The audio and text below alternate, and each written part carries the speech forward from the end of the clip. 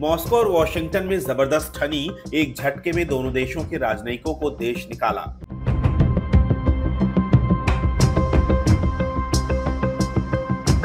रूस यूक्रेन युद्ध के करीब 20 महीने गुजरने के बाद वॉशिंगटन और मॉस्को में तनाव चरम स्तर पर पहुंच गया है। I want to speak to the fact that today the Russian Ministry of Foreign Affairs informed Ambassador Lynn Tracy of the decision to declare 2 U.S. diplomats persona non grata.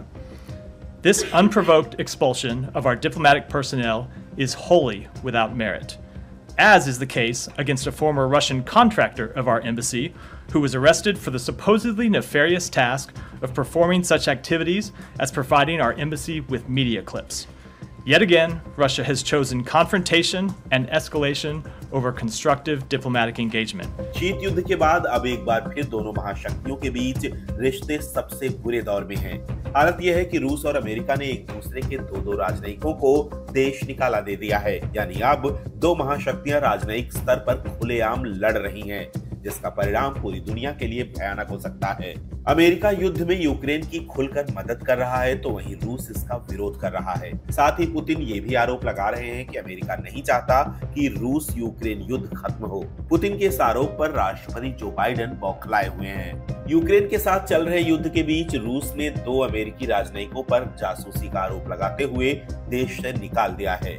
इन दोनों पर रूस की खुफिया जानकारी, युद्ध से जुड़ी महत्वपूर्ण चीजों की जानकारी अमेरिका पहुंचाने का आरोप है। अमेरिकी राजनयिक मॉस्को में उन रूसी नागरिकों से मिल रहे थे जिन पर पहले से ही जासूसी और सूचनाएं लीक करने का आरोप है। रूस के मुताबिक यूएस डिप्लोमेट वहां एक रूसी नागरिक के साथ संपर्क में थे। ये नागरिक पहले रूस के व्लादिवोस्तोक शहर में इस साल बंद हो चुके अमेरिकी वाणिज्य दूतावास में काम करता था। बाद में उसे मुखबिरी के आरोप में गिरफ्तार किया गया है। इसी का हवाला देते हुए रूस ने अमेरिकी राजनयिकों को वॉशिंगटन भेज दिया, जिस पर पलटवार करते हुए अमेरिका ने 2 रूसी राजनयिकों को मॉस्को वापस भेजने का ऐलान कर दिया।